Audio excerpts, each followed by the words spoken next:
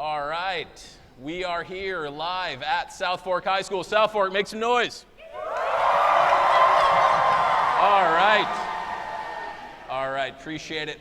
We are ready for the Kickoff Classic. Dennis, Jacob, I've finally come out of hibernation. I've screwed up your name. Well, here's the deal. We're doing it live. Names all year again? Yes.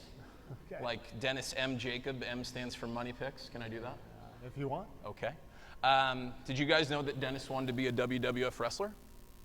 No, and they don't care. No. All right. So here's the deal. We're going to be doing this live at every school on the Treasure Coast. We're going to be giving these out. Hashtag TC PrepZone shirts. I wore one this morning on my run. Can I have this? Sure. There you go. There you go. Awesome. All right. So we're going to have some fun, and we're going to talk some football. So Dennis, let's just jump right into it. We're going to do 3 questions, things we want to talk about. Which team do you feel like has the most to prove in 2016? You know, John, I'm going to go with Martin County. The Tigers made the playoffs last season.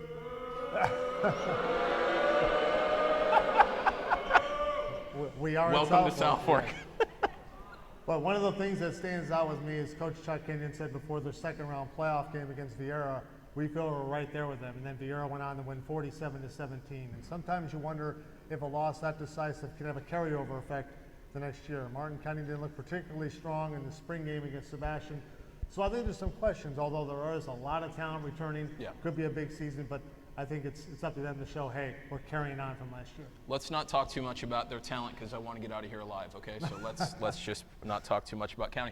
I'm going to go with Treasure Coast. Treasure Coast, 2014, 0 wins. 2015, 7 wins regional playoff. Here's the question, Dennis.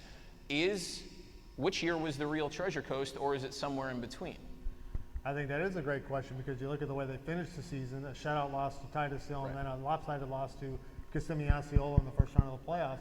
I think that's a motivation for them this year. I think they're going to come back and prove, hey, last year was just the beginning. Yeah, I was at Treasure Coast early in the camp. They made it very clear. They feel like they're underappreciated. They feel like people are not. They don't think that last year was real. They still feel like people aren't giving them enough respect for beating Fort Pierce Central. I'm not in that camp, by the way. I absolutely believe that Treasure Coast could and maybe even should be a playoff team this fall. We'll see, but they do obviously have something to prove. Dennis, Kickoff Classics. Obviously, they got a big one here against Gardens coming up.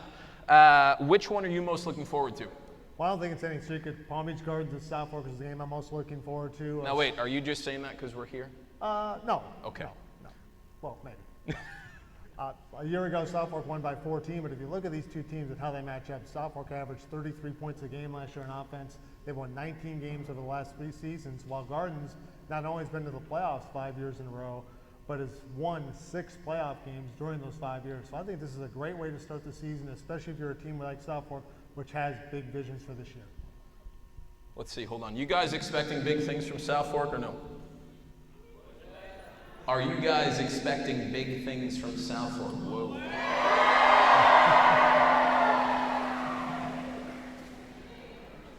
I'm not going to do that again, I promise. That's like a little Mick Foley action, though, you know, right here at Southfork High School. You know, for me, I think it's Sebastian River, Merritt Island. We have made a lot about Sebastian River's defense. 8 guys out of 11 already have Division I offers on Sebastian River's defense. Can they score enough to make the playoffs and to do some damage in the playoffs? You got to be able to score. Merritt Island's going to give them a good test on both sides of the ball.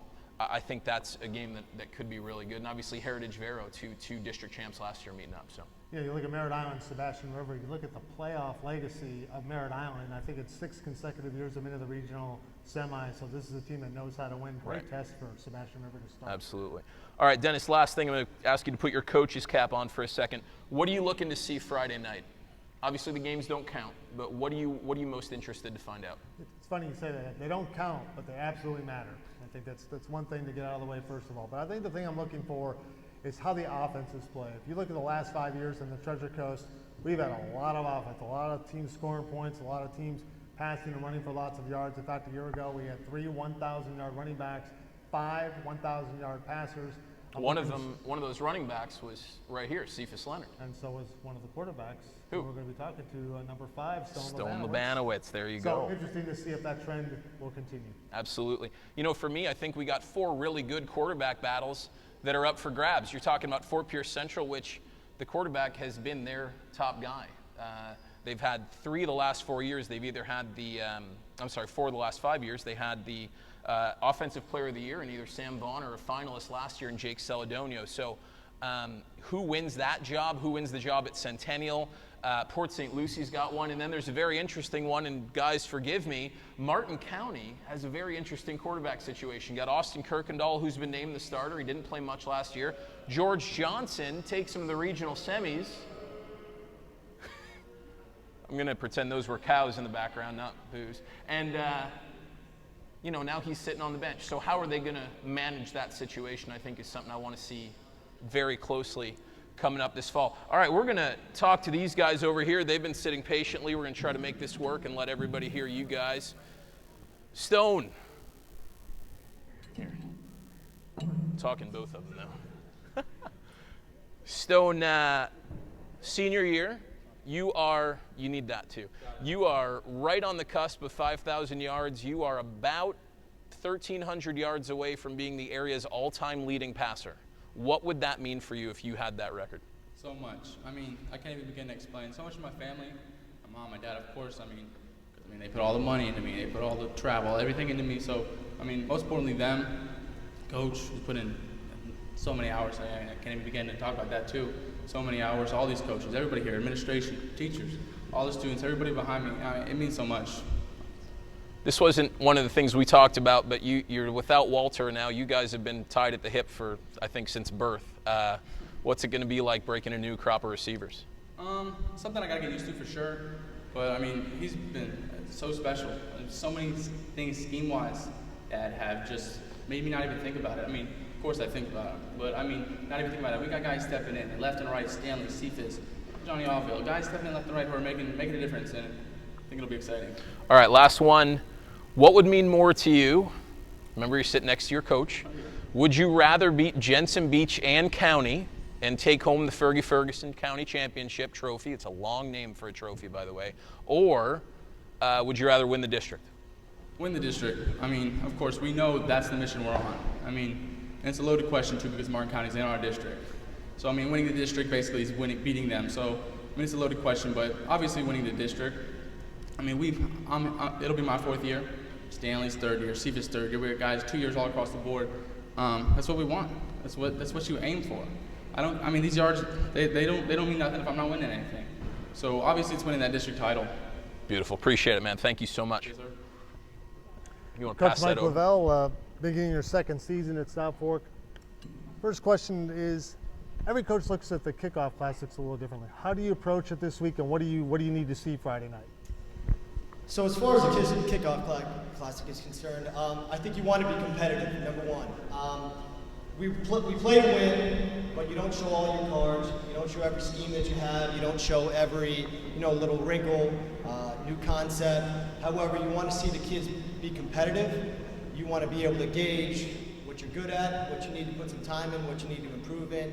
You want to see what your conditioning level is, because it's the first time in several months that these guys have been pushed to that level of conditioning. But most importantly, like I said, I think I want to see the kids compete. And you want to see the kids who are expected to play well. You'd like to see them play well. You'd like to see them gain their confidence. You'd like to see some of the position battles kind of find their way out. But like I said, we're playing to win, and we take it serious, and we're going to play our starters pretty much the whole time, and we'll see how things shake out. Southfork is trying for its first playoff appearance since 2012 this season. What's the key to getting back to the postseason? The key to getting back to the postseason is very much the blueprint like we've had since I got here. I think we want to overachieve. I think that the kids that are special players, the Stones of the world, Connor Kalinsky, Cephas Leonard, you want to see them be some of the best players in the area, but it's not limited to them. It's the average Joe. It's the kids up front, the offensive line. You want to see them outreach their potential. You want to see them get better. You want to see the kids in the secondary, the young kids, sophomores, because we have quite a few of them in the lineup for their first time. Hopefully the lights aren't too bright. But you want to see everyone overachieve. And since I've got here, if everyone overachieves, from top to bottom, from coaching staff down to the manager, if everyone overachieves, we got a fighting chance. Thank you, Coach. Beautiful, Coach. Thanks. Appreciate it. I'll pull this back. All right, so Dennis, let's wrap it up here. Let's go with our picks for the week. This is what we make all the big bucks for, is getting all these wrong every single week. First off, John Carroll, Jensen Beach. Jensen Beach, by the way, they play these guys next week, so that'll be an interesting test. But I'm sorry, John Carroll, Jensen, who do you think wins that game? Well, I think Jensen Beach is talking about making some forward strides. I think they've got to get off to a good start. So I look for them to beat John Carroll 24-14. Yeah, you know, I think when you're talking about Jensen Beach, you got a lot of great athletes, and I really like this matchup because you got Jensen Beach's secondary going up against John Carroll's, you know, new offense with Nick Celedonio back at quarterback.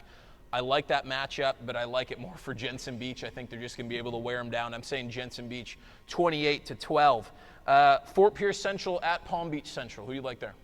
Well, Palm Beach Central had won 3 consecutive district titles before last season when they had a losing record.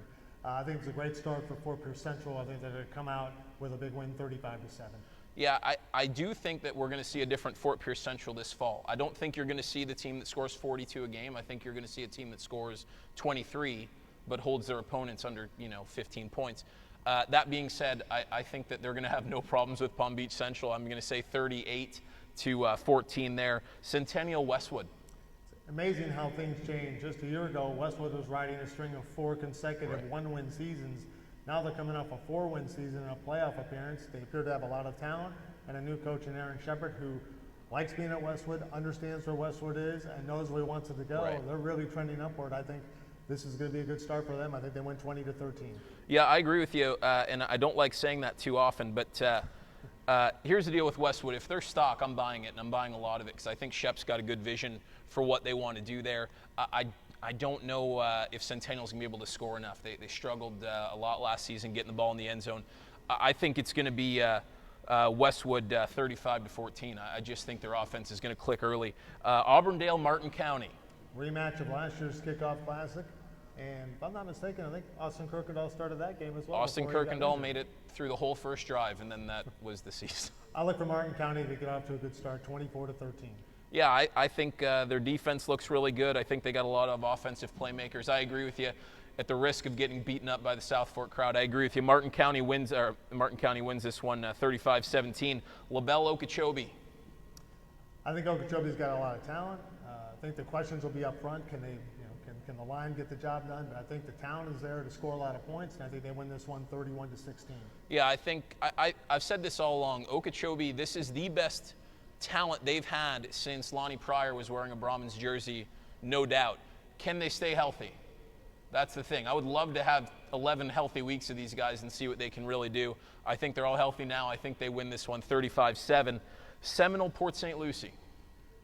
Port St. Lucie is kind of an interesting question because they have a new coach, Chris Dent, who didn't take over until the summer. Right. The Jaguars traditionally have struggled even in the preseason, so I look for Seminole to win this 26-14, but I think Port St. Lucie will make some progress this season. Yeah, they're really excited about their run game over there. I do think this is a tough matchup going up against an 8A team that won 6 games a year ago.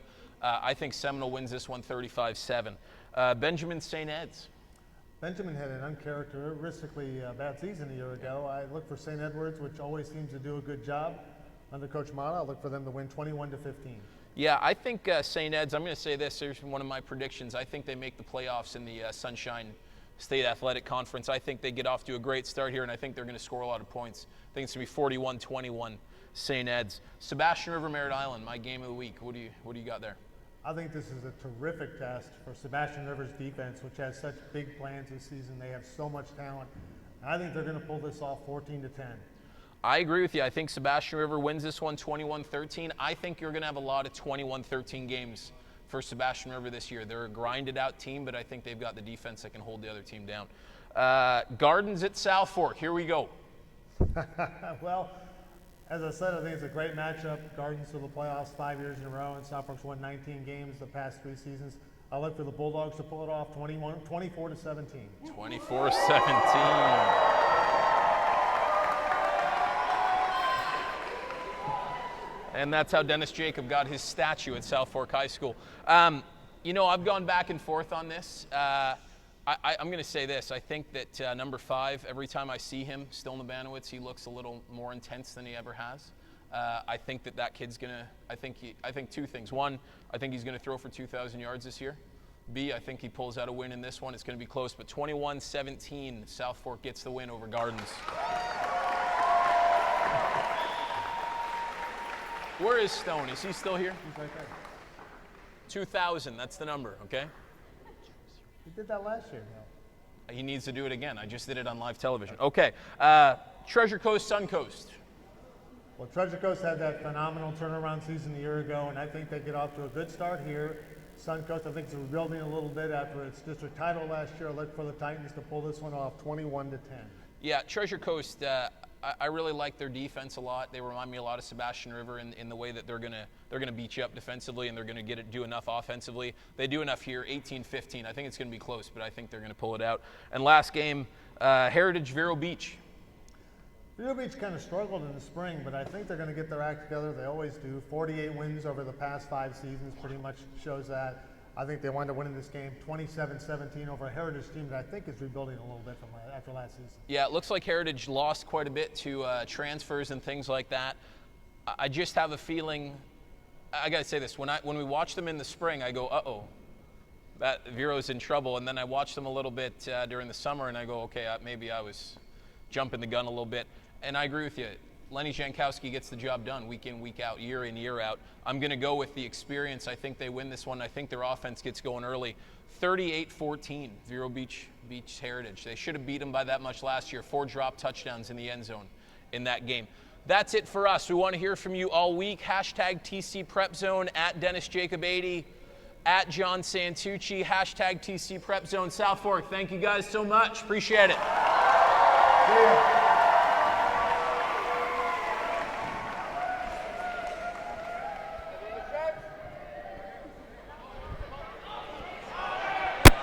We can never.